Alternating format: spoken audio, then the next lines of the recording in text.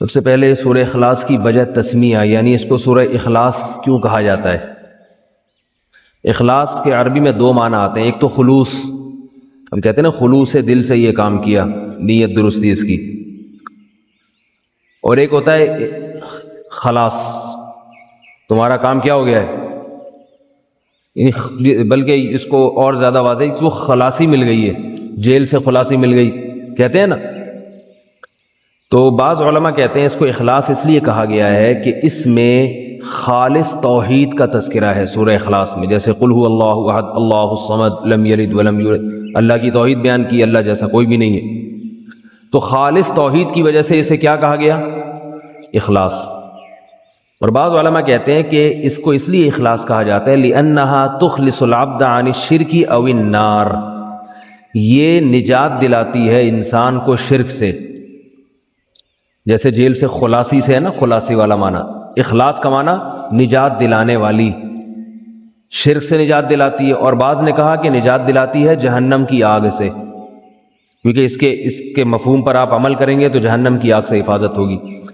تو تین وجہ بیان ہو گئی، ایک تو یہ کہ اس میں خالص توحید ہے اس لیے اسے سورہ اخلاص کہا جاتا ہے، دوسری وجہ یہ کہ یہ نجات دلاتی ہے، خلاصی دلاتی ہے شرک سے، تیسری وجہ یہ کہ یہ جہنم کی آگ سے نجات دلاتی ہے، اس لیے اس کو سورہ اخلاص کہا جاتا ہے۔ حدیث میں اس کے بہت فضائل وارد ہوئے ہیں، حضرت ابو سعید خدری رضی اللہ تعالیٰ عنہ سے روایت ہے، یہ سب چیزیں آپ کو لکھنے کی ضرورت نہیں ہے، یہ آپ کو ریٹرن مل جائیں گی، ٹھیک ہے نا، جو میں بتا رہا ہوں سورہ اخلاص کے بارے میں، یہ سب تحریری شکل میں آپ کے پاس آپ کو ای میل کر دیا جائے گا۔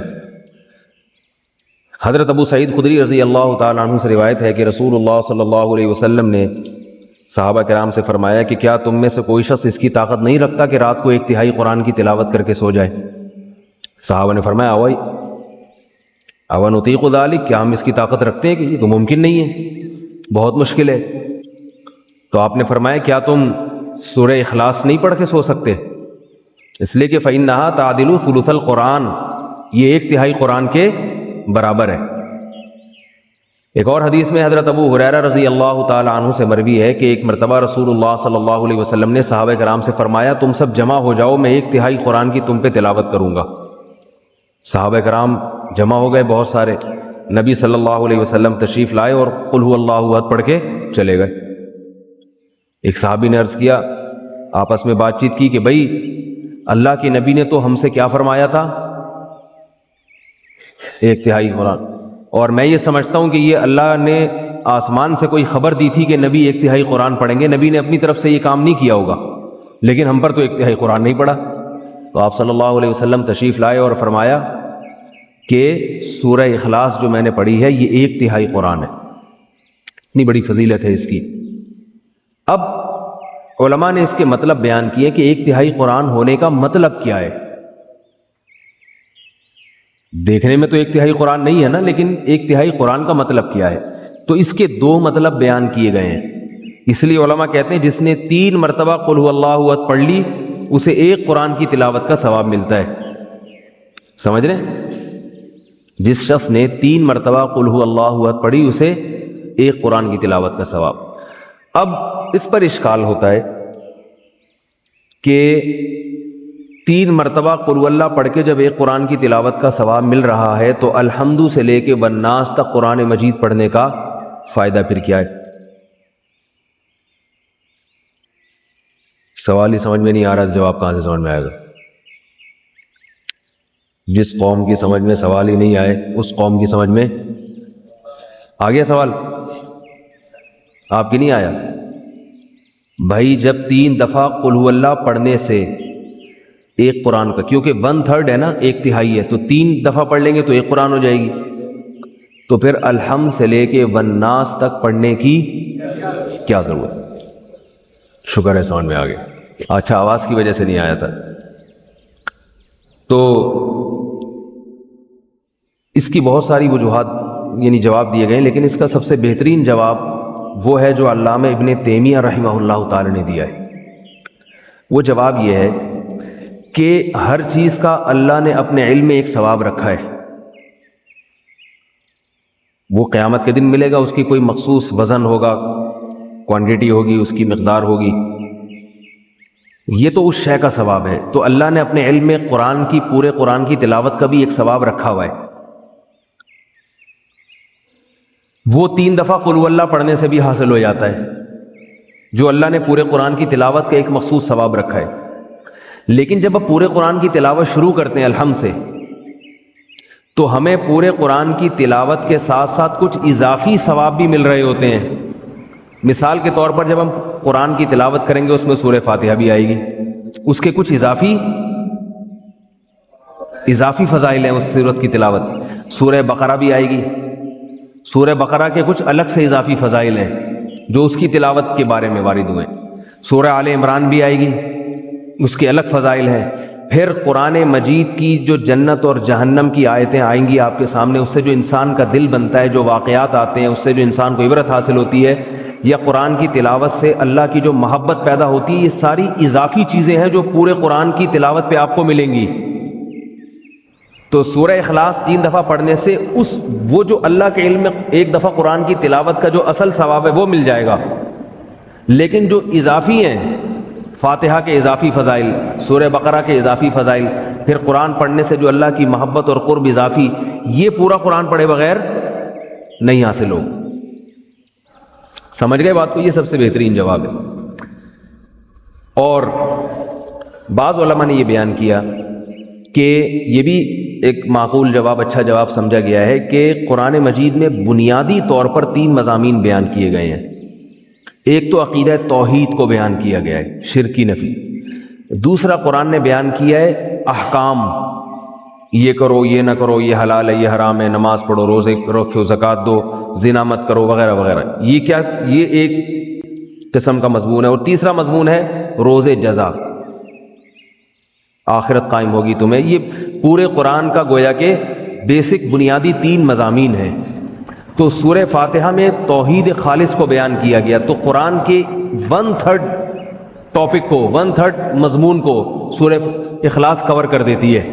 اس لیے اس کو یعنی مضمون کے لحاظ سے، قرآن کے مضامین کے لحاظ سے 1/3 قرآن کہا گیا ہے۔ سمجھ رہے ہیں بات کو کہ نہیں سمجھ رہے؟ ایک چیز ایک لحاظ سے کچھ ہوتی ہے، دوسرے لحاظ سے نہیں ہوتی۔ جیسے میں نے بتایا تھا آپ کو کہ حدیث میں آتا ہے کہ سورہ فاتحہ جیسی کوئی صورت نازل نہیں ہوئی، لیکن حدیث میں آتا ہے سورہ فلق اور سورہ ناس جیسی کوئی صورت نازل نہیں ہوئی۔ تو حدیثی میں اس کا دوسری حدیث میں جواب موجود ہے۔ سورہ فلق، سورہ ناس افضل ما یتعوذ بہ المتعوذون، پناہ مانگنے والوں کے لیے، پناہ مانگنے، مختلف قسم کے شر سے پناہ مانگنے والوں کے لیے ایسی صورت نازل نہیں ہوئی۔ تو رقیہ کے لحاظ سے سب سے افضل سورہ فلق اور سورہ ناس ہے۔ تو ایک چیز ایک لحاظ سے افضل ہوتی ہے، دوسرے لحاظ سے افضل نہیں ہوتی وہ۔ تو اس لحاظ سے ایک سورہ اخلاص کو کیا کہا گیا؟ سب سے بہترین سورت۔ تو حدیث میں آتا ہے رسول اللہ صلی اللہ علیہ وسلم کے دور میں صحابہ کرام ایک دفعہ سفر پہ گئے، تو ایک شخص امامت کیا کرتے تھے ان میں، وہ ہر رکعت میں قل اللہ احد پڑھتے تھے۔ ہر رکعت میں کیا پڑھ رہے ہیں؟ صحابہ کو سوال پیدا ہوئی ہے، بھئی یہ کوئی اور صورت پڑھتے ہی نہیں۔ صحابہ نے نبی صلی اللہ علیہ وسلم سے تذکرہ کیا، آپ نے ان صحابی کو بلایا، تم کیوں پڑھ رہے ہو؟ انہوں نے فرمایا کہ مجھے اس صورت سے محبت ہے، مجھے اس صورت سے محبت ہے۔ حدیث آپ صلی اللہ علیہ وسلم نے فرمایا جس کا مفہوم ہے جنت کی بشارت دی آپ صلی اللہ علیہ وسلم نے کہ تمہیں اس صورت سے محبت ہے، تو اس پر آپ صلی اللہ علیہ وسلم نے ان کو جنت کی بشارت دی، کیونکہ اس صورت سے محبت ہونا کس کی علامت ہے؟ کہ اللہ کی توحید سے محبت، اور یہ اللہ سے سچی محبت کی علامت۔ تو اس لیے اگر کوئی ہر رکعت میں سورہ اخلاص پڑھتا ہے تو بھی ٹھیک ہے۔ البتہ نبی صلی اللہ علیہ وسلم کی جو عام سنت ہے وہ یہ کہ رکعتوں میں آپ الگ الگ صورتیں پڑھا کرتے تھے۔ اس لیے علماء کہتے ہیں کبھی جوش میں انسان نوافل میں ساری رکعتوں میں قل اللہ پڑھ لے، جوش محبت میں، ٹھیک ہے، لیکن عام معمول اسی کا بنانا چاہیے جو نبی صلی اللہ علیہ وسلم کا اپنا معمول تھا۔ وہ کیا تھا کہ مختلف صورتوں میں مختلف رکعتوں میں مختلف صورتیں آپ صلی اللہ علیہ وسلم پڑھا کرتے تھے۔ حدیث میں رسول اللہ صلی اللہ علیہ وسلم رات کو سونے سے پہلے سورہ فلق اور سورہ ناس کے ساتھ قل هو اللہ احد کی تلاوت بھی کیا کرتے تھے۔ یہ بھی حدیث میں اس کی فضیلت آئی ہے۔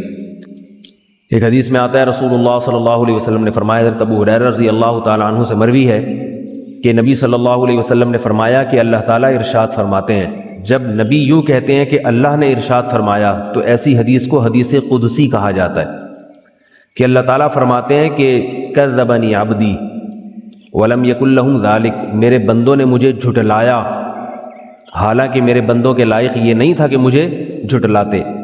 وشتمنی عبدی، میرے بندوں نے مجھے گالی دی ہے، ولم یکن لہ ذالک، حالانکہ ان کے لائق نہیں تھا کہ اپنے معبود کو گالی دیں۔ کیسے؟ پھر اللہ کے نبی فرماتے ہیں کہ اللہ تعالیٰ نے فرمایا کہ میرے بندوں نے کہا لن یعیدنی، میرے بندے نے کہا لن یعیدنی ابدا، اللہ مجھے دوبارہ زندہ نہیں کرے گا، کما بدأنی، جیسے پہلی مرتبہ پیدا کیا تھا۔ تو یہ مجھے جھٹلایا، حالانکہ جس نے پہلی مرتبہ پیدا کیا ہو اس کے لیے دوبارہ بنانا تو اور آسان ہوتا ہے۔ یہ اللہ کے الفاظ بتا رہا ہوں، نبی نے جو فرمائے۔ تو اللہ فرماتے ہیں کہ حالانکہ دوبارہ بنانا تو پہلی دفعہ سے بھی آسان، تو یہ میرے بندے مجھے جھٹلاتے ہیں، کہتے ہیں پہلی دفعہ تو بنایا مگر دوسری دفعہ نہیں بنا سکتا۔ اور شتمنی عبدی، اور میرے بندے نے مجھے گالی دی، ولم یکن لہ ذالک، حالانکہ اسے نہیں چاہیے تھا کہ مجھے، اس کے لیے لائق نہیں ہے کہ مجھے گالی دے۔ کیسے بھئی؟ اللہ کو تو کوئی بھی گالی نہیں دیتا۔ تو نبی نے فرمایا کہ اللہ تعالیٰ فرماتے ہیں کہ بندہ کہتا ہے اتخذ اللہ ولدا، اللہ نے اپنے لیے کسی کو بیٹا بنا لیا ہے۔ جیسے عیسائی کہتے ہیں اللہ نے حضرت عیسیٰ کو بیٹا بنا لیا، تو اللہ کیا کہتے ہیں؟ یہ مجھے میرے بندے نے گالی دی ہے۔ اس صورت کا شان نزول بھی یہی ہے کہ بنیادی طور پر جو اس صورت میں جو سمجھایا گیا ہے یہود و نصارہ کے عقیدے کی نفی ہے۔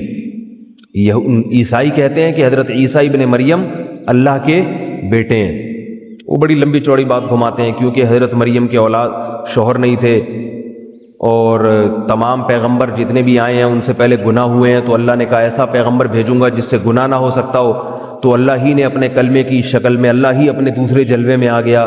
عجیب عجیب باتیں کرتے ہیں، کبھی کہتے ہیں حضرت عیسیٰ اللہ کے بیٹے ہیں، کبھی کہتے ہیں اللہ نے ان کو بیٹا بنا لیا ہے، جنا تو نہیں ہے لیکن خود بیٹا بنا لیا اللہ نے ان کو، کبھی کہتے ہیں کہ اللہ حضرت عیسیٰ کے جلوے میں آیا ہے، حضرت عیسیٰ کی ذات میں اللہ نے، کبھی کہتے ہیں حلول کیا ہوا ہے۔ تو مختلف عقیدے ان کے کسی ایک بات پہ ٹکتے نہیں ہیں، تو اللہ نے ان تمام باتوں کی نفی کر دی کہ نہ عیسیٰ ابن مریم اللہ کے بیٹے ہیں، کیونکہ اللہ نے کسی کو جنا نہیں، اور نہ اللہ نے کسی کو اپنا بیٹا بنایا ہے، اور نہ عیسیٰ ابن مریم اللہ جیسے ہیں۔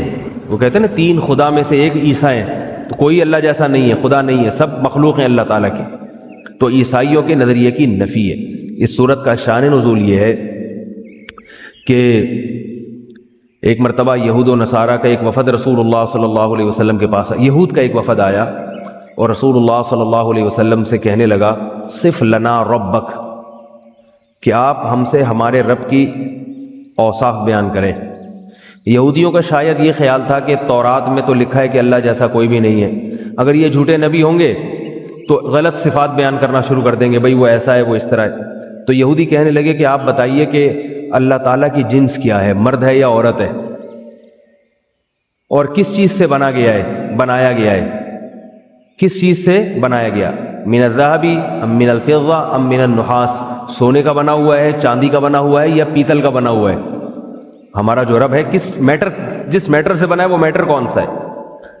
تو اس پہ یہ صورت نازل ہوئی، اللہ احد اللہ الصمد، بے نیاز ہے، لم یلد ولم یولد، نہ جنا گیا اور اس کا کوئی ہم پلہ نہیں ہے۔ جب ہم پلہ نہیں ہے، لیسا کمثلہ شیء، جب اس جیسا کوئی ہے ہی نہیں ہے تو سونے یا چاندی یا پیتل سے مثال ممکن نہیں ہے، کیونکہ یہ تو مخلوق کی مثالیں ہیں، اللہ مخلوق سے بالکل الگ ہے، ماورا ہے، ہماری عقلوں سے بالا تر ہے، تو اس کے پیتل مثال میں پیش کرنا، سونا مثال میں پیش کرنا یہ ممکن نہیں ہے۔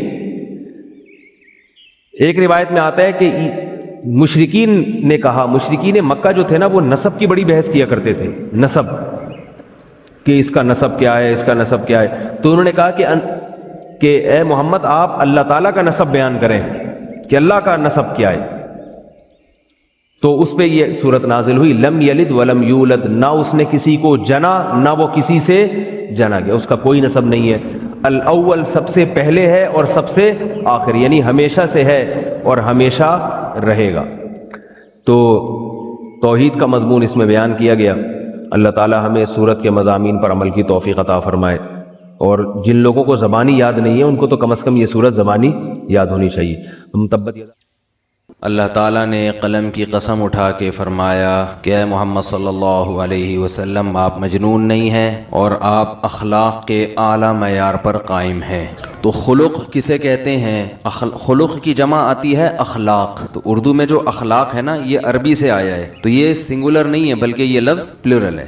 کچھ لفظ اردو میں آ کے وہ سنگولر بن جاتے ہیں لیکن اصل میں وہ پلورل ہوتے ہیں, جمع ہوتے ہیں, اور واحد اس کی کیا ہے, سنگولر کیا ہے, خلق. تو خلق میں نے بتایا تھا یہ خلق کہتے ہیں پیدا کرنا, تخلیق پیدا کرنا, خلق پیدا کرنا, خالق پیدا کرنے والا. خلق وہ طبیعت جس پہ کوئی چیز ڈھلی ہو, وہ نیچر جس پہ کسی کو بنایا گیا ہو, ڈیزائن کیا گیا ہو. تو میں نے اس پہ بتایا تھا کہ ہمارے ہاں اخلاق کا جو مطلب اردو میں لیا جاتا ہے عربی میں اصل میں وہ مطلب نہیں ہے. عربی میں اصل میں کسے کہتے ہیں؟ نیچر کو, طبیعت کو, جو اندر سے آپ کے اندر جو صفات ہے نا ان کو خلق کہا جاتا ہے. تو اللہ تعالیٰ نے رسول اللہ صلی اللہ علیہ وسلم کے بارے میں فرمایا کہ آپ بہترین اخلاق پر ہیں. کیا مطلب؟ آپ بائی نیچر بہت اچھے ہیں. میں سمجھا پا رہا ہوں اپنی بات؟ اور جو بائی نیچر اچھا ہوتا ہے تو اس کا مطلب یہ ہوتا ہے کہ اندر سے اچھا کسے کہتے ہیں؟ جس میں حسد نہ ہو, کینہ نہ ہو, بغض نہ ہو, جیلسی نہ ہو. یہ ساری چیزیں جب انسان کا دل ان چیزوں سے پاک ہوتا ہے تو ہم کہتے ہیں یہ آدمی اندر سے, بولو بھائی, اچھا ہے. بزدلی نہ ہو, کنجوسی نہ ہو, لالچ نہ ہو, بے وفائی نہ ہو, ناشکری نہ ہو, رحم ہو اس کے اندر, کمزور پہ ترس کھانے والا ہو, کسی کو مصیبت میں دیکھ کے اس کا دل نرم ہو جاتا ہو. تو یہ ساری کی ساری چیزیں جس شخص میں ہوں گی تو ہم اسے کہیں گے اس کے اچھے اخلاق ہیں. آج کل اخلاق اچھے اسے کہا جاتا ہے جو مسکرا کے بات کرے, صرف اس کو اچھے اخلاق کہا جاتا ہے. تھینک یو کرتا رہے سارا دن, اندر اس کے جو ہے نا دنیا کی محبت کوٹ کوٹ کے بھری ہوئی ہو. اب دیکھو جو دکاندار کسٹمر سے مسکرا کے بات کرتا ہے تو یہ اچھے اخلاق, ضروری نہیں کہ یہ اچھے اخلاق, عین ممکن ہے یہ لالچ کی وجہ سے مسکرا کے بات کرتا ہے. لالچ اس کو اتنی ہے کہ لالچ کی وجہ سے اس کو غصہ بھی آ رہا ہوگا نا تو غصے پہ کنٹرول کر کے پی لیتا ہے, مسکرا کے بات کرتا ہے, کسٹمر نہ چھوٹے. تو دکاندار کو چاہیے کہ کسٹمر سے مسکرا ہی کے بات کرے. اب آپ ایسا نہ ہو کہ بدتمیزی سے بات کرنا شروع کر دیں, یہ شو کرنے کے لیے کہ ہم اندر سے اچھے ہیں, اوپر سے اچھے بننے کی ہمیں ضرورت نہیں ہے. تو جو بات یعنی بتائی جا رہی نا اس کو فوکس کرنا چاہیے کہ کہنے والا کہنا کیا چاہ رہا ہے. ایئر ہوسٹس کے جو اچھے اخلاق ہوتے ہیں وہ اندر سے اچھا ہونے کی وجہ سے بسا اوقات نہیں ہوتے, کیونکہ ہم دیکھتے ہیں کہ وہ اپنے میاں سے اس طرح سے بات نہیں کرتے, ابا کو لفٹ نہیں کرا رہی. تو اس کا مطلب ہے بھائی یہ جو اچھے اخلاق ہیں یہ سخاوت کی وجہ سے یا غصے پہ کنٹرول کی وجہ سے نہیں ہے, بلکہ یہ سیلری اچھی اور یعنی ترقی کی چاہت میں اچھے اخلاق ہو رہے ہیں کہ بھائی کمپنی میں رپورٹ اچھی جائے. کیونکہ ایئر ہوسٹس اگر بدتمیزی سے بات کرے گی تو جہازوں کی کمپنی میں اس کو رکھیں گے تھوڑی, فوراً کک آؤٹ کریں گے اس کو, پتلی گلی سے نکلو. تبھی ایئر ہوسٹس کو اللہ نہ کرے کہ چھیڑ بھی دے تو اس کو غصہ نہیں آتا. حقیقت ہے, میں نے نہیں چھیڑ کے دیکھا, کہیں آپ کہو گے آپ نے چھیڑ کے دیکھا ہے, لیکن میں نے جہاز میں ایسے لوگ دیکھے جو ایئر ہوسٹس کو چھیڑ رہے تھے. ایسے لوگ, ہر قسم کے ٹھرکی بھی لوگ ہوتے ہیں نا جہاز میں, تو ایسے میرے تو سفر بہت ہوئے ہیں جہازوں میں, تو ایسے لوگ میں نے دیکھے ہیں کہ وہ ایئر ہوسٹس کو جو ہے نا وہ لفٹ کرانے کی کوشش کر رہے ہیں, وہ نہیں کرا رہی لیکن وہ کوشش کر رہے ہیں, مگر وہ مسکرا کے تھینک یو کر کے نکل رہی ہے پتلی گلی سے, غصہ نہیں کر رہی. اب یہ جو اندر سے ایئر ہوسٹس کو غصہ بھی نہیں آ رہا اور جو ہے وہ بڑے مسکرا کے بات پھر بھی کر رہی ہے, تو دنیا کی نظر میں تو یہ اچھے اخلاق ہیں, لیکن اس کی بیس کیونکہ اچھی نہیں ہے, اس کی بیس ہے غیرت لیس ہونا. اس کی بیس کیا ہے؟ غیرت کا نہ ہونا. تو غیرت اخلاق میں آتی ہے, یہ غیرت کا نہ ہونا اخلاق ہے. غیرت کا ہونا اچھے اخلاق ہے نا, غیرت کا ہونا یہ آپ کے بائی نیچر اچھے ہونے کی دلیل ہے. غیرت تو بہت ساری برائیوں سے روک لیتی ہے انسان کو. غیرت ہوتی ہے تو آدمی جھوٹ نہیں بولتا, یار یہ کیا غیرت کے خلاف ہے نا جھوٹ بولنا. چوری کرنا غیرت کے خلاف ہے. دوسرے کی بہو بیٹیوں کو, ماں بہنوں کو بری نیت سے دیکھنا یہ غیرت کے خلاف ہے. انسان اپنے بارے میں سوچتا ہے تو اس کو غیرت آتی ہے. تو غیرت ہی ختم ہو جائے تو پھر تو سارے دن تھینک یو کرتا پھرے گا, کچھ بھی کر لو تھینک یو, مسکرائے گا. تو ہاں, اگر یہی ایئر ہوسٹس جب گھر میں اپنی ماں سے بات کرے بہت میٹھے لہجے میں, جس ماں سے اس کو تنخواہ نہیں ملنی, باپ سے بات کرے میٹھے لہجے میں, تو پھر ہم کہیں گے یہ بائی نیچر ہی کیا بن گئی ہے, اچھی بن. پھر بے شک لوگوں سے بھی اچھے سٹائل میں بات کر لے تو ہم کہیں گے یہاں تنخواہ مل رہی ہے لیکن وہاں جہاں نہیں مل رہی وہاں بھی اچھے اخلاق سے بات کر رہی ہے, تو اس کا مطلب یہ بائی نیچر کیا ہے, اچھی ہے. کیا بات کر رہا تھا میں؟ تو میں یہ عرض کر رہا تھا کہ رسول اللہ صلی اللہ علیہ وسلم کے جو اخلاق ہیں قرآن سے پتہ چلتا ہے کہ وہ سب سے بہترین. کسی نے پوچھا کہ آپ کے اخلاق کیسے تھے تو آپ نے فرمایا خلقہ القرآن, آپ کے اخلاق وہی تھے جو قرآن ہے. کیا مطلب؟ قرآن نے جتنے ہمیں احکامات دیے ہیں تو تمام احکام کو نبی صلی اللہ علیہ وسلم فالو کرتے ہیں. تو اس سے اندازہ لگا لو آپ بائی نیچر کیسے ہیں. اس حدیث کا مطلب خوب سمجھیں. ہر وہ شخص جو قرآن کو فالو کرے تو یہ نہیں کہا جائے گا کہ اس کے اخلاق قرآن ہے, بلکہ وہ شخص کے قرآن کے احکام اس کی نیچر بن جائیں, اس کی فطرت بن جائیں, اسے کہا جائے گا کہ قرآن اس کی نیچر بن چکا ہے. میں سمجھا پا رہا ہوں اپنی بات؟ دیکھو ایک آدمی وہ ہے جس کا بد نظری کرنے کا دل کرتا ہے, وہ نفس کو مار کے بڑے مجاہدے اور مشقت سے نظر جھکا لیتا ہے اللہ کی خاطر, تو ہم اسے کہیں گے یہ گناہ سے بچا, اس کو ثواب ملا, لیکن ابھی اس کے دل میں برائی کی محبت ہے. ایک وقت ایسا آتا ہے کہ انسان برائی سے بچتے بچتے بچتے بچتے اسے برائی سے طبعی نفرت ہو جاتی ہے, اس کی غیرت کے خلاف لگتا ہے اسے کہ میں غیر عورتوں کو دیکھوں, غیرت کے خلاف لگنے لگتا ہے. جب یہ نیچر بن جائے نا تو ہم کہیں گے اب اس کی یہ بائی نیچر اچھا بن چکا ہے. سمجھ میں آ رہی ہے بات؟ ہمارے حضرت فرمایا کرتے تھے کہ جو لوگ نامحرم عورتوں کو دیکھتے ہیں تو فرمایا کرتے تھے کہ ہمارے حضرت کی تو ایسی عادت تھی نا, حضرت فرماتے تھے ہماری اگر کسی نامحرم پہ نظر پڑے تو مجھے جھکانی نہیں پڑتی, فرماتے تھے نظر آٹومیٹک جھک جاتی ہے, ایک لاشعوری طور پہ جھک جاتی ہے, اچھا ہی نہیں لگتا کہ بھائی کیوں کسی کی بہن بیٹی کو کسی عورت کو دیکھیں.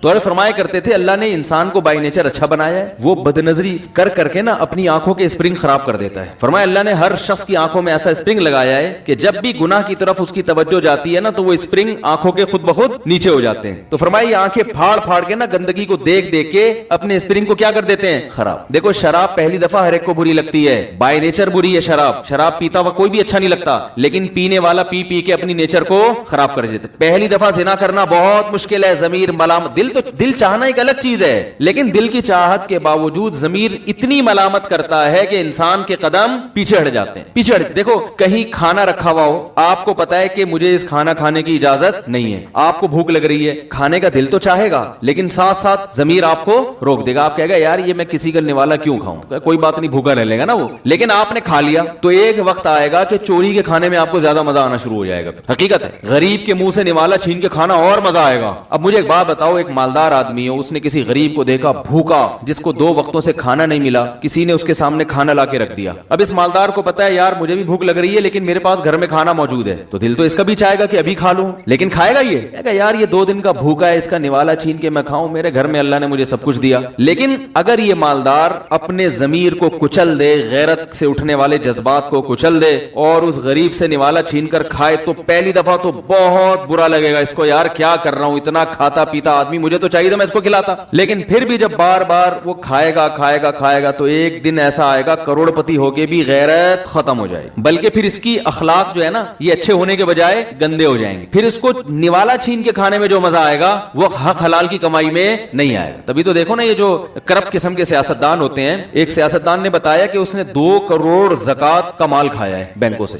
ارے تو اربوں روپے کا مالک ہے یار, تو کچھ اور کھا لیتا ہے بھائی, ٹیکس چوری کر لیتا یا کچھ اور اسمگلنگ کا مال کھا جاتا, وہ بھی غلط ہے کہ کھانا نہ شروع کر دیں, لیکن کم از کم زکات جو بیچارے غریبوں کا چولہا جس سے جلتا ہے وہ کھاتے ہوئے تو انسان میں کچھ شرم آتی ہے نا. تو ہم تو ایسی باتیں سن کے پریشان ہوتے ہیں, یار ان میں غیرت ختم ہو گئی. پریشان ہونے کی ضرورت نہیں ہے, انہوں نے شروع سے نوالے کھا کھا کے نا اپنے آپ کو غیرت لیس بنا دیا ہوتا ہے, لہذا ان کو مزہ اس زکات کھانے میں جو آ رہا ہوتا ہے وہ ہدیے میں وہ مزہ نہیں آ رہا ہوتا ان کو, کہ گفٹ میں لا کے دے دے نا ان کو 1 کروڑ روپے, ان کو اتنا مزہ نہیں آئے گا. کسی کے منہ سے نوالا چھین کے کھائیں گے اتنا اس دن سکون سے سوتے ہیں یہ لوگ. تو یہ اچھے اخلاق اور برے اخلاق کو میں نے ذرا ڈیفائن کیا کہ اچھے اخلاق کیا ہوتے ہیں, کہ آدمی اندر سے کیا بن جائے, اچھا بن جائے. برے اخلاق ہوتے ہیں آدمی اندر سے کیا ہو جائے, خراب, اندر سے. اب آپ اپنے آپ کو نا اس پہ پرکھ کے ہر آدمی پرکھ سکتا ہے. کسی کو کھاتا ہوا دیکھ کے اگر آپ کا دل چاہتا ہے میں اس سے نوالا لے لوں تو یہ اس کی علامت ہے, کیا ہے یہ, برے اخلاق. کسی کے پاس اچھی گاڑی ہے, آپ کا دل چاہتا ہے کاش یہ گاڑی میرے پاس آ جائے, تو یہ اندر سے کیا ہے, آپ بولو نا بھائی کیا ہو گیا یار. پھر چاہے آپ جتنے محبت سے بات کریں اس سے, جتنے اچھے, بھائی آپ کے تو دل میں حسد ہے یار, چاہ رہے ہو کہ اس سے چھن جائے میرے پاس آ جائے. کسی کی اچھی شکل دیکھی, آپ کا دل چاہتا ہے اللہ نہ کرے اس کے منہ پہ تیزاب گر جائے اور میں اس سے زیادہ اچھا لگ رہا ہوں. بعض خواتین میں یہ بیماری ہوتی ہے, تو اس کا مطلب اندر کیا ہے, اندر فالٹ ہے. آپ کا دل چاہتا ہے میں اپنی دولت پہ سانپ بن کے بیٹھ جاؤں, کسی کو نہ کھلاؤں, یہ کیوں آتے ہیں میرے گھر میں, مہمان کیوں آ جاتے ہیں, کم بختوں کو چائے پلانی پڑتی ہے, میری بہن کیوں بیمار ہو گئی یار, ابھی تجھے ڈینگی ہونا تھا, سارا خرچہ میں ابھی اب سعودیہ سے نیا آیا ہوں, تازہ پیسے کما کے آیا ہوں, کم بخت یہ بیمار ہو گئی, اب اس پہ خرچ کرو. ایک صاحب کے کیا ہوا, ان کو ان کی کمپنی سے نا خلافت توقع بونس مل گیا. کمپنی میں نا ان کو کیا, بعض دفعہ باس کا کوئی اچھا خواب آ جاتا ہے اس کو, تو بعض دفعہ ایسی گریوی میں ڈبل تنخواہ دے دی. اب ڈبل تنخواہ دی ہے تو انہی دنوں میں ان کا بچہ بیمار ہوا, وہ جو ڈبل والی تھی نا اضافی, وہ اس پہ خرچ ہو گیا. تو مجھے کہنے لگے یار پہلی دفعہ بونس ملا تھا, وہ بچے پہ کیا ہو گیا, خرچ. میں نے کہا بھائی اچھی سوچ ہوتی تو آپ یوں سوچتے, اللہ کا اتنا بڑا فضل ہوا کہ جس وقت بچہ بیمار ہوا نا اسی وقت اللہ نے بونس دلا دی, اضافی خرچہ نہیں کرنا پڑا. تو یہ ساری سوچیں جو ہے نا یہ سب آپ کے اخلاق کی کیا کرتی ہیں, عکاسی. تبھی اچھے اخلاق والا خوش رہتا ہے, وہ ہر چیز کو پازیٹو دیکھتا ہے, برے اخلاق والا نیگیٹو دیکھتا ہے. دیکھتا ہے. ہمارے یہاں تو بس اچھے اخلاق کہتے ہیں تھینک یو سارے دن مسکرا کے بات کرنا. او بھائی یہ ساری چیزیں اندر کی چینج ہوگی, پورا ڈینٹنگ پینٹنگ کا کام ہوگا, صحیح ہے نا, انجن پورا چینج ہوگا تو جا کے اچھے اخلاق ہوں گے. صرف تمیز سے بات کرنا سیکھ لینا یہ کوئی کمال نہیں ہے, اگرچہ یہ بھی بہت بڑا کمال ہے, لیکن اصل چیز یہ نہیں ہے. اصل تو اندر سے ٹھیک کرو. اور اندر سے ٹھیک کیسے ہوگا, یہ پہلے میں اندر سے ٹھیک ہونا کسے کہتے ہیں اس کو اور ذرا ڈیفائن کر دوں, پھر میں اندر سے ٹھیک ہونے کا طریقہ بتاؤں گا. بھائی دیکھو گاڑیاں خریدتے ہیں نا, اوپر سے تو بڑا چمکایا ہوا ہوتا ہے, تو خرید لیتے ہیں اس کی چمک کو دیکھ کے کہ گاڑی کے اخلاق بہت اچھے ہیں, بڑی مسکرا کے بات کر رہی ہے. بھائی جو گاڑی میں کلر اکھڑا ہوا ہو جگہ جگہ سے, تو وہ ایسے ہی لگتا ہے جیسے بدتمیزی سے بات کر رہی ہے, لیکن دیکھنے میں چمک رہی ہو گاڑی تو ایسے ہی لگتا ہے جیسے مسکرا کے. تو کیا محض اس بیس پہ گاڑی خرید لیتے ہیں؟ بولو نا بھائی, نہیں خریدتا کوئی بھی. میکینک کو لے کے جائیں گے, یار چیک کر بھائی, وہ اسٹارٹ کر کے پہلے آواز چیک کرتا ہے, یہ 2-3 الگ سے آوازیں کہاں سے آ رہی ہیں. انجن کی تو سمجھ میں آتی ہے, 2 آوازیں اور آ رہی ہیں. پھر جب گاڑی چلے گی تو انجن کی غائب اور باقی آوازیں. ہمیں تو بہت تجربے پرانی گاڑیوں کے بھائی, بہت تجربے. میں نے FX خریدی تھی سب سے پہلے نا 40,000 کی قسطوں پہ. ہمارے ایک دوست کی گاڑی تھی, وہ میری بائک چوری ہو گئی. میں نے کہا یار میں پہلے ٹرائی کرتا ہوں, کیونکہ زیادہ بہت اچھی ڈرائیونگ اس وقت مجھے آتی نہیں تھی, کئی سال پرانی بات ہے. تو میں نے کہا ٹرائی کرنے کے لیے تجربہ کس پہ کرو, FX پہ. تو ہم نے بھی 40,000 میں وہ بھی قسطوں پہ خرید لی. ہم نے کہا چلو تجربہ اس پہ کرتے ہیں, پھر تھوڑا اچھے پہ کوشش کریں گے, اس کو بیچ کے کچھ پیسے گڑ ملا کے اور میٹھا ڈال دیا اس میں, پھر تھوڑا سا اس کو بیچ کے گڑ ملا کے. تو FX پہ جب میں آیا تو میں جب گیا تو اس کی چھت پچکی ہوئی تھی نا, تو میں نے کہا یار یہ تو بڑا مسئلہ ہے گاڑی کی چھتی. اس نے کہا کوئی مسئلہ نہیں ہے, یوں ہاتھ مارا سیٹ ہو گئی.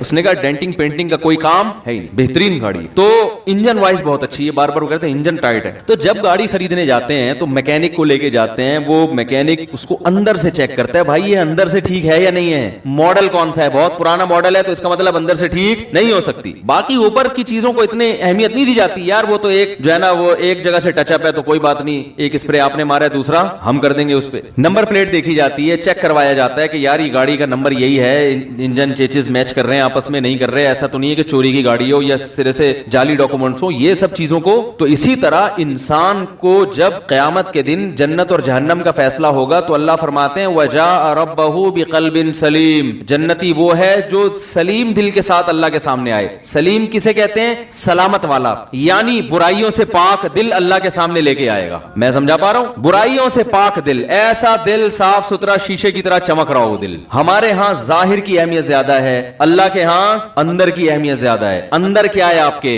تو دل ہونا چاہیے سلامت محفوظ. سلامتی کا معنی محفوظ ہو. جب ہم کہتے ہیں نا السلام علیکم, آپ پر سلامتی, کیا مطلب, اللہ آپ کو آفتوں سے سلامت رکھے, محفوظ رکھے. کہتے تم سلامت رہو تا قیامت رہو, کیا مطلب, آفتوں سے پریشانیوں سے محفوظ رہو. تو سلامت, سلیم کا مطلب ہوتا ہے آفتوں سے محفوظ. یہ نام بھی رکھا جاتا ہے اسی نیت سے کہ بھئی اللہ اس کو بلاؤں سے مصیبتوں سے کیا رکھے, محفوظ رکھے. تو وجاء ربہ بقلب سلیم, اللہ فرماتے ہیں جو اپنے رب کے پاس قیامت کے دن ایسا دل لے کر آئے گا جو برائیوں سے پاک ہوگا, تو ایسا شخص جنتی ہے. تو یہ ہے اب برائیوں سے پاک ہونے میں کیا ہے کہ بھائی اندر حسد نہ ہو, بغض نہ ہو, ناشکری نہ ہو. جو آدمی ناشکرا ہوتا ہے وہ بھی برے اخلاق والا ہوتا ہے. جو ناشکرا ہوتا ہے وہ کیا ہوتا ہے, برے اخلاق. اب بتاؤ احسان سب سے زیادہ کس کا ہے, والدین کا ہوتا ہے نا, اساتذہ کا, والدین کا احسان ہوتا ہے. تو اس لیے اگر ان سے اچھے اخلاق سے بات نہیں کرتا تو اسلام کہتا ہے کہ یہ آدمی احسان فراموش ہے. بھائی وہ تم سے معاوضہ تھوڑی مانگ رہے اپنی خدمت کا, جو خدمت والدین نے کی ہے وہ تو قیامت تک آپ اس کا بدلہ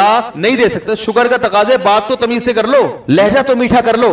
اگر آپ باپ سے تمیز سے بات نہیں کرتے, سارا دن دوستوں کو گلے لگائیں, سارا دن میٹھی میٹھی باتیں کریں ان سے, اللہ کی نظر میں آپ ناشکرے ہیں کہ جس کا سب سے بڑا احسان تھا آپ نے اس کی احسان فراموشی کی ہے. لہذا آپ اندر سے اچھے نہیں, اندر سے کیا ہے, برے ہیں. بے شک منہ سے آپ کے پھول نکلتے ہو دوسروں کے سامنے. تو رسول اللہ صلی اللہ علیہ وسلم کی اخلاق چونکہ سب سے اچھے تھے, اس لیے آپ کا لب و لہجہ سب سے زیادہ میٹھا اپنے گھر والوں کے ساتھ تھا. سمجھ میں آ رہی ہے بات. امی دیکھو, بیوی اپنے شوہر کی تعریفیں اتنے آرام سے نہیں کرتی. کتنا اچھا آدمی ہو, بیگم یہی کہے گی ٹیڑھا میڑا آدمی ہے عموماً, سوائے ان عورتوں کے جو میرا بیان سن رہی ہیں. اسی وجہ سے یاد رکھو, یہ جو خواتین بعض دفعہ اپنے شوہروں پہ یہ لگا رہی ہوتی ہیں یہ برا ہے, یہ ایسا ہے, یوں ہے, تو فلانا ہے, تو لوگ فوراً کمنٹ شروع کر دیتے ہیں کہ یار یہ تو اتنا نیک سمجھتے تھے تو ایسا آدمی نکلا. تو جب تک دونوں طرف کی بات نہ سنا کرو, کسی پہ فتوا نہ لگاؤ. اسی طرح مرد اگر بیوی پہ الزامات لگا لگا رہا ہے. بعض دفعہ یہ ہوتا ہے جب میاں بیوی میں اختلافات ہوتے ہیں نا ہمارے معاشرے میں, تو ہر آدمی کو اپنی عزت بچانے کی فکر ہوتی ہے, کیونکہ انگلیاں دونوں پہ اٹھتی ہیں کہ دونوں اکٹھے کیوں نہیں رہے. تو ظاہر ہے نہیں رہے تو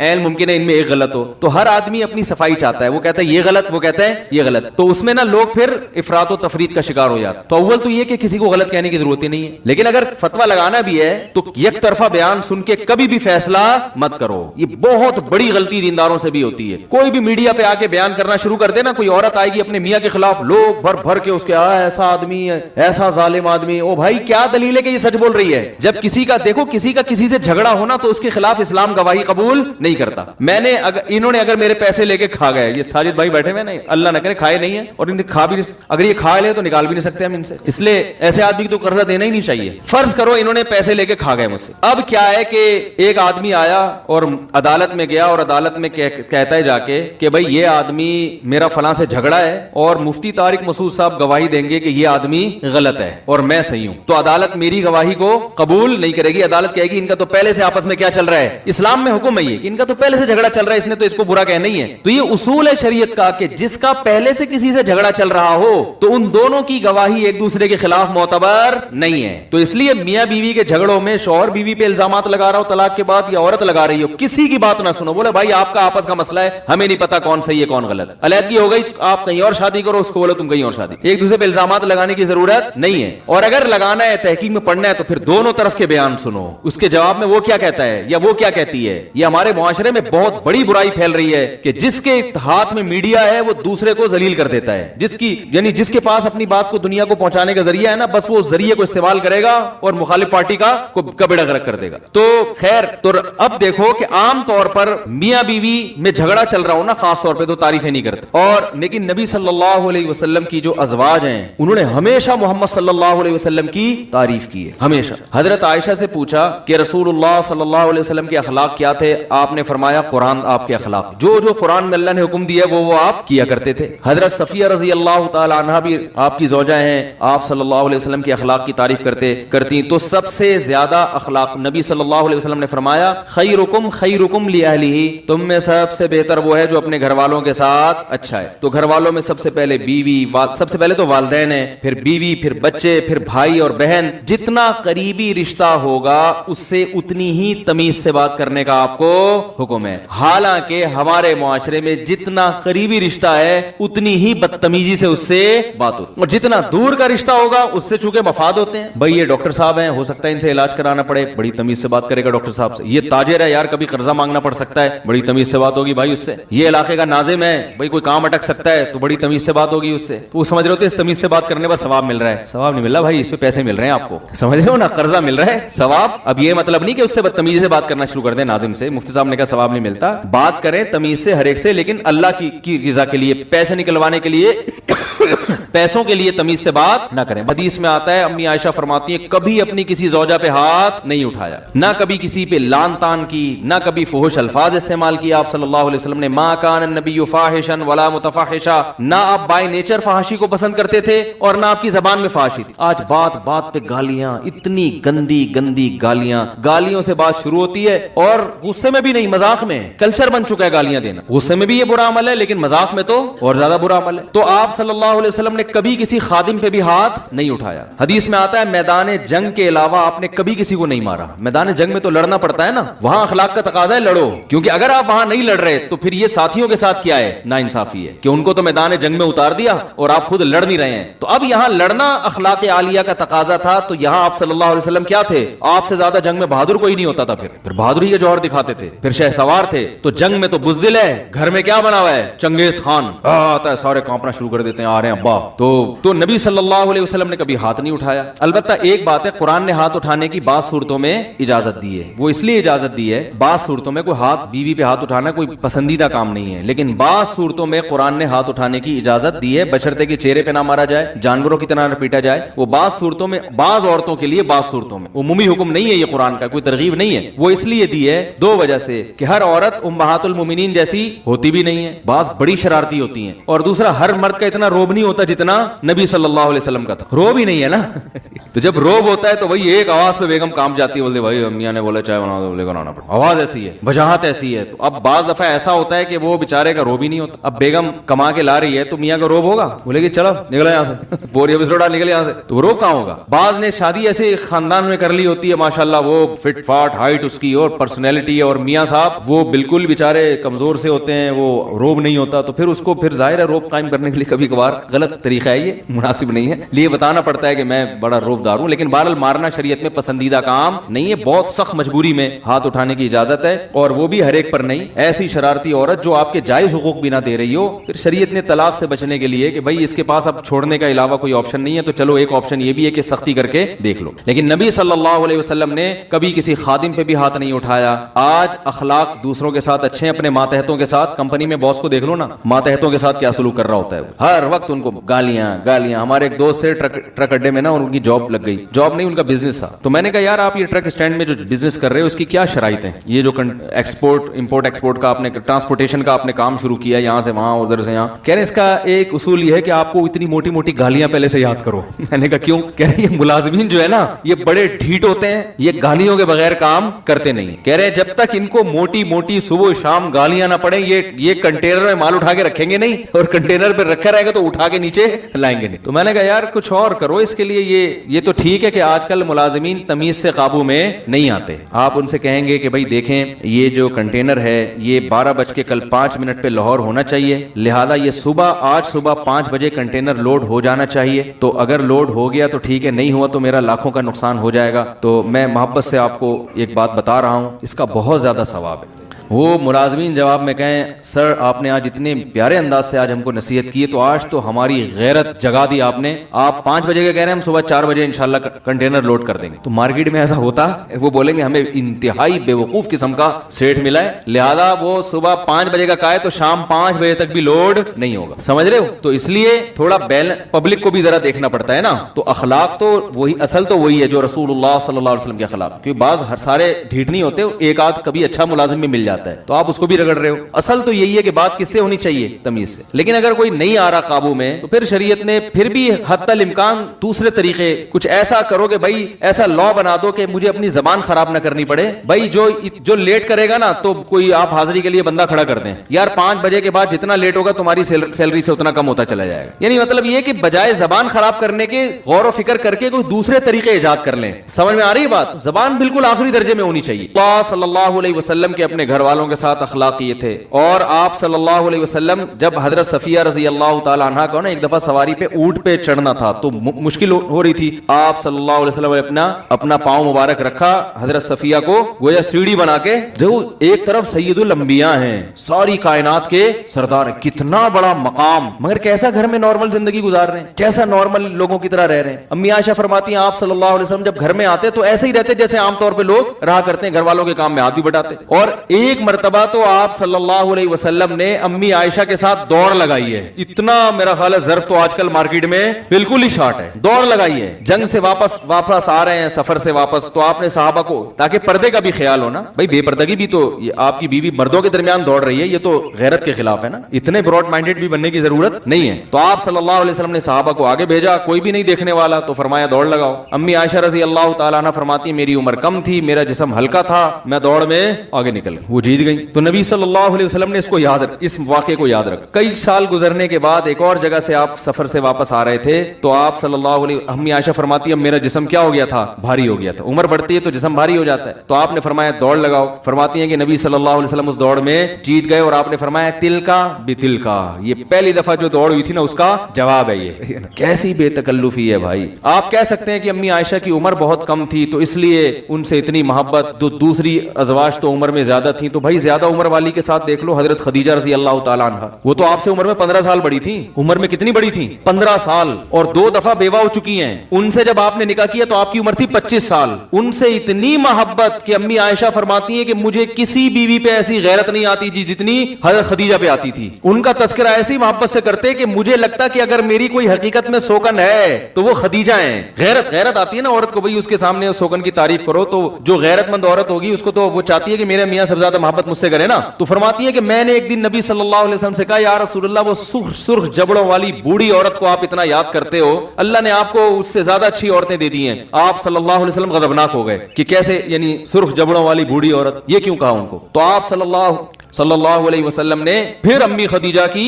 تعریفیں کرنا شروع کر دی کہ میری قوم نے جب مجھے جھٹلایا تو حضرت خدیجہ نے میرا ساتھ دیا. بیوی تو اکثر ایسے موقع پہ ساتھ چھوڑ دیتی ہے جب لوگ تنہا چھوڑ دیں آپ کو, لیکن اس نے میرا ساتھ دیا. سب سے پہلے ایمان لانے والی کون ہے؟ حضرت خدیجہ, کیونکہ وہ آپ کے کردار کو سب سے زیادہ جانتی تھی. سب سے پہلے وہ ایمان لا رہی ہیں اور آپ صلی اللہ علیہ وسلم کو تسلی دے رہی ہیں. اور آپ صلی اللہ علیہ وسلم کے بارے میں قرآن کہہ رہا ہے ووجدک عائلا, کہ نبی آپ غریب تھے, مسکین تھے, آپ کے پاس پیسہ نہیں تھا, فاغنا, اللہ نے آپ کو پیسہ دے دیا, دولت دے دی, غنی کر دیا. وہ کیسے کیا؟ حضرت خدیجہ رضی اللہ تعالی عنہ نے آپ صلی اللہ علیہ وسلم کو پیسہ دیا تجارت میں لگانے کے لیے. تو اس کو بھی نبی صلی اللہ علیہ وسلم دیکھتے تھے کہ انہوں نے, ان سے نکاح کے بعد اللہ نے مجھے غنا عطا فرمایا. تو حضرت خدیجہ کے انتقال کے بعد آپ صلی اللہ علیہ وسلم جب یعنی کوئی اچھا کھانا بنتا, اول تو بنتا ہی نہیں تھا, کبھی کبھار بنتا, تو آپ صلی اللہ علیہ وسلم حضرت خدیجہ کی سہیلیوں کے پاس بھی وہ بھیجا کرتے تھے. کتنی بڑی بات ہے, کیسے اچھے اخلاق ہیں. آج یہ ان لوگوں میں ہیں جن کو آپ کہتے ہیں کہ بڑے اچھے اخلاق, بڑی تمیز سے, بھائی وہ سب ادھر ادھر کی تمیز ہے, اندر کا معاملہ کیا ہے؟ شارٹ. تمیز کے علاوہ سب کچھ ملے گا. میرا بھی یہ بیان بعض خواتین سنتی ہیں, کہتی ہیں کتنے اچھے اخلاق ہوں گے مفتی صاحب کے, ایسے پیارے بھی گھر میں کتنے اچھے اخلاق سے رہتے ہوں گے. بھائی ہم سب سیکھنے کے لیے باتیں کر رہے ہیں, تو زیادہ اچھا گمان رکھنے کی ضرورت نہیں ہے. بعض خواتین نا بیان سن کے کمنٹس کرتی ہیں یہ جب بیویوں کے ساتھ اتنے خوبصورت اخلاق پہ بیان کر رہے ہیں تو اپنی بیویوں کے ساتھ ان کا کیسا اچھا, ہائے ہائے ہائے, جنتی عورتیں ہیں جن کی ان سے شادی ہوئی. تو زیادہ اچھا گمان رکھنے کی ضرورت نہیں ہے. ہم بھی یہی روٹیاں کھا کے, پراٹھے کھا کے بڑے ہوئے ہیں جو آپ کھاتے ہو, سمجھ رہے ہو نا. ہم بھی باتیں کر رہے ہیں, کوشش کرتے ہیں, اللہ ہم سب کو عمل کی توفیق, تو کوشش تو کرنی چاہیے نا. میں تو بعض دفعہ اچھے اخلاق پہ بیان کرنے کر کے جاتا ہوں, گھر میں پھڈا ہوا ہوتا ہے میرا, میں خود اچھل رہا ہوتا ہوں 2-2 فٹ. ایک دفعہ تو میرے ساتھ ایسا ہوا, جمعے کو پورا بیان اخلاق پہ ہوا, گھر گیا ہوں تو پتہ نہیں کیا کچھ مسئلہ, ہر گھر میں ہوتا ہے, یہ تو نارمل ہے نا, ہر گھر میں ہوتا ہے, جس کے گھر زیادہ ہوں اس کے یہاں تو زیادہ ہوتا ہے. تو اب گھر جا کے پتہ نہیں کچھ الٹی سیدھی بات ہو گئی, مجھے غصہ آ گیا, میں نے پھر مجھے بعد میں ہنسی آئی, میں نے کہا ابھی بیان کیا کر کے آیا ہوں, اسٹائل دیکھو کیا ہو. تو اصولی طور پر تو مجھے خیال ہے اس کو بولے بھائی بیان ہٹا دے یوٹیوب سے, سسرال والے سنیں گے بولیں گے یار ادھر کیا کر رہے تھے, ادھر آگے چل رہا ہے. تو کیسے اچھے اخلاق آپ صلی اللہ علیہ وسلم کے. اس کے بعد آپ کے سب سے اچھے اخلاق تھے خادموں کے ساتھ, ماتحتوں کے ساتھ. ماتحتوں کے ساتھ اچھے اخلاق سے, باس کے ساتھ اچھے اخلاق سے ہر آدمی پیش آتا ہے, کیونکہ باس سے تمیز سے بات کرو گے تو مکھن تو مارکیٹ میں مہنگا ہوگا, کیونکہ مکھن جتنا زیادہ لگاؤ گے مہنگا ہو جائے گا نا, شارٹ ہو جائے گا مارکیٹ سے. تو مکھن تو مہنگا ہوگا لیکن آپ بھی مہنگے ہو جاؤ گے, آپ کی بھی ترقی ہوگی, آپ کے درجات بلند ہوں گے دنیا میں, آپ کی تنخواہ اچھی ہو جائے گی. تو اسی وجہ سے باس سے ہر آدمی تمیز سے بات کرتا ہے, ملازم سے تمیز سے بات کرنے والے مارکیٹ میں شارٹ, کہ بھائی آپ جہاں بیٹھے ہو تو ملازم کو بھی اپنے ساتھ بیٹھ کے کھانا کھلا لیا. یہ چیز نہیں ہوتی, بھائی تم کون ہو, تم ادھر بیٹھ کے کھاؤ, میں ادھر بیٹھ کے کھاؤں گا, اور تھوڑا سا دور رہو. یہ فرق کیا جاتا ہے. آپ صلی اللہ علیہ وسلم خادموں کے ساتھ بیٹھا کرتے تھے. حدیث میں آتا ہے کہ بعض دفعہ کوئی بوڑھی بیوہ عورت آپ کا ہاتھ پکڑ کے آپ کو لے جاتی تھی اپنے کام کے لیے, کہ بھائی یہ میرا کام نمٹا, آپ اس کے ساتھ چلے جایا کرتے تھے. تو ہاتھ پکڑنے کا مطلب اپنے ساتھ لے جاتے. تو ایسا بھی آپ صلی اللہ علیہ وسلم کیا کرتے تھے. تو ایک نارمل جیسے ایک انسان ہوا کرتے ہیں, لیکن آپ صلی اللہ علیہ وسلم کی محفل میں آپ کا ادب بہت زیادہ تھا. صحابہ جب آپ کی محفل میں بیٹھتے تھے تو ایسے جیسے ان کے سروں پہ چڑیا کوئی پرندہ بیٹھا ہوا, ہلتے نہیں تھے, ایسے ادب سے. تو اتنی تواضع کے ساتھ زندگی گزارنے والے کو اللہ نے روب بھی ایسا عطا فرمایا تھا. جب حدیث میں آتا ہے جب کوئی بھی آپ صلی اللہ علیہ وسلم سے ہاتھ ملاتا تو جب تک وہ اپنا ہاتھ خود نہ کھینچتا آپ اپنا ہاتھ اس سے جدا نہیں کرتے تھے. جب بھی کسی سے آپ صلی اللہ علیہ وسلم بات کرتے تو نگاہ بھر کے اس کی طرف دیکھتے تھے, کنکھیوں سے نہیں دیکھتے تھے. جس میں تکبر ہوتا ہے نا, اس کمبخت کو پوری گردن نہیں گھمائی جاتی اس سے. دیکھو سیٹھ صاحب بیٹھے ہوئے, کوئی ملازم آیا بات کرنے کے لیے یہاں آگے کھڑا ہوا ہے, تو سیٹھ صاحب اکثر میں نے دیکھا یوں نہیں کریں گے, یہیں سے بتا کام کیا تجھے, سر وہ مسئلہ یہ ہے کہ مجھے تھوڑا سا میری جو ہے نا وہ ٹانگ کا آپریشن ہے, مجھے تو کچھ پیسے چاہیے, اوے اس کو کہہ رہا ہوں اس کو ذرا 50,000 روپے کے چیک دے دیں. یہ بھی تکبر کی اندر سے خرابی ہے نا, بڑائی ہے. او بھائی تم اس کی طرف دیکھ لو, بھائی کیا مسئلہ ہے, جی فرمائیے, ٹانگ کا آپریشن ہونا ہے, اچھا تو اس کی طرف نگاہ بھر کے کیا کرو, دیکھو جب ادھر آرڈر دینا ہے تو ادھر نگاہ بھر کے. لیکن جس میں تکبر ہوگا نا وہ دیکھتا نہیں, اور یوں آنکھیں گھما رہا ہوتا ہے, وہ بس وہ کہتا ہے میں اپنا پیٹرول ضائع کیوں کروں میں. تو یہ بھی کبر ہے, یہ بھی تکبر ہے. ٹیڑھی آنکھوں سے نہ دیکھے, نگاہ بھر کے دیکھے اس کی طرف. تو بہت ساری چیزیں جو آپ صلی اللہ علیہ وسلم نے ہمیں سی. تو باپ بہت لمبا ہے. حضرت انس ابن مالک کہتے ہیں میں نے نبی کی 10 سال خدمت کی ہے, کبھی نہ مجھے مارا, نہ مجھ پہ غصہ ہوئے. کوئی کام مجھے کہا اور میں نے نہیں کیا تو آپ نے کبھی تنزیہ یہ نہیں کہا کہ کیوں نہیں کیا, اور کوئی کام نہیں کیا اور میں نے کر لیا تو یہ طنز نہیں کیا کہ کیوں کر لیا. طنز نبی صلی اللہ علیہ وسلم کی لغت میں تھا ہی نہیں, اصلاح تھی. حضرت انس فرماتے ہیں ایک دفعہ نبی صلی اللہ علیہ وسلم مجھے کام کے لیے بھیجا تو یہ بچے تھے, یہ جا کے بچوں میں کھیلنا شروع کر دیا انہوں نے. ادھر آپ صلی اللہ علیہ وسلم انتظار کر رہے ہیں بھائی ان کو میں نے کام کے لیے بھیجا, یہ واپس آئیں گے. ہم ہوتے تو ہم بیٹھ کے کھولنا وہیں سے نا, بلڈ پریشر ہائی. ابھی جو اکثر بیماریاں ہو رہی ہیں نا وہ اپنی ہی بد اخلاقی کی وجہ سے ہو رہی ہیں, تو بی پی ہائی ہونا شروع ہو جاتا, تھر تھرانا شروع کر دیتے, بار بار ٹائم دیکھنے کدھر گیا, آؤں گا تو لگاؤں گا, دو کھینچ کے لگاؤں گا. تو آپ صلی اللہ علیہ وسلم گھر سے باہر نکلے دیکھنے کے لیے بھائی بچہ گیا کہاں. تو حضرت انس نے بچوں میں کھیل رہے تھے, تو آپ صلی اللہ علیہ وسلم ان کے پیچھے آ کے کھڑے ہو گئے. حضرت انس فرماتے ہیں میں نے جیسے ہی پیچھے مڑ کو دیکھا تو آپ صلی اللہ علیہ وسلم کو مسکراتا ہوا پایا. مسکرا رہے ہیں بھائی تمہیں ہم نے کہاں بھیجا تھا, اور تو فرماتے ہیں میں فوراً گیا. حضرت ابو ہریرہ رضی اللہ تعالی عنہ فرماتے ہیں کہ میں جب بھی نبی سے ملا ہوں یا جب بھی نبی کی نظر مجھ پہ پڑی ہے آپ ہمیشہ مجھے دیکھ کے مسکرائے ضرور ہیں. یہ کہنا آسان ہے, خدا کی قسم کہنا آسان. جب بھی نبی حضرت ابو ہریرہ کہتے ہیں نبی نے مجھے دیکھا ہے نا تو ہمیشہ مجھے دیکھ کے کیوں مسکرائے ہیں بھائی, اس لیے کہ آپ صلی اللہ علیہ وسلم نے ارشاد فرمایا ان تلقى وجه اخاك بوجه طلیق, کسی سے مسکرا کے ملنا, خندہ پیشانی کے ساتھ ملنا. آپ نے فرمایا یہ بھی صدقہ ہے. صدقے کا مطلب کیا ہوتا ہے, خوش کرنا نا. تو جب آپ کسی سے مسکرا کے ملتے ہیں تو سامنے والا کیا ہو جاتا ہے, خوش. اور ناک میں مکھی بٹھا کے ہر وقت رہیں گے, منہ آپ کا جو ہے نا 12 بجے رہیں گے, تو سامنے والا کس میں جاتا ہے, ٹینشن میں چلا جاتا ہے. وہ تو کتنی بڑی بات ہے. جب بھی ملیں کہتے ہیں آپ نے مجھے دیکھ کے ہمیشہ مسکرائے ضرور ہے. حالانکہ حدیث میں آتا ہے لو اعلم ما تعلمون لضحكتم قليلا ولا بكيتم كثيرا. آپ نے فرمایا جو جہنم کی باتیں اور آخرت کی سختیاں میں جانتا ہوں اگر تم بھی جان لو تو تم روز زیادہ ہنسو کم, تمہارے چہروں پہ مسکراہٹیں ختم ہو جائیں. تو ایسی آخرت کی ہولناکیاں جانتے ہوئے, اللہ کا خوف دل میں ہوتے ہوئے بھی لوگوں سے کیسے مل رہے ہیں, مسکرا کے مل رہے ہیں. حالانکہ وہ خوف جو آپ کو آخرت کا تھا اگر آپ اس کا اظہار لوگوں کے سامنے کرنا شروع کر دیتے تو آپ تو ہر وقت ایسے ملتے کہ لوگ گھبرا جاتے آپ سے. تو یہ بڑی بات ہے کہ ایک طرف اتنا خوف اللہ کے سامنے جواب دہی کا, لیکن لوگوں سے ملاقات کیسے کر رہے ہیں, خندہ پیشانی کے ساتھ. تو یہ بہت سارے آپ صلی اللہ علیہ وسلم کے اخلاق پر تو جتنا کہا جائے وہ کم ہے. قرآن نے کہہ دیا انک لعلی خلق عظیم. تو بھائی ہمیں بھی ضرورت ہے کہ کچھ تھوڑا سا ہم بھی تمیز, اگر کہیں سے پیسوں کی نہیں مل رہی تو کسی سے ادھار لے لیں ہم تھوڑی دیر کے لیے. ادھار بھی جب لے گا نا انسان تمیز تھوڑی دن کے لیے, تو جب وہ تمیز سے کچھ دن بات کرے گا تو اس کو پھر چسکا لگ جائے گا, پھر انشاءاللہ اپنے پیسوں سے بھی تمیز خرید لیں. تمیز ہی مارکیٹ میں کیا چل رہی ہے, شارٹ چل رہی ہے.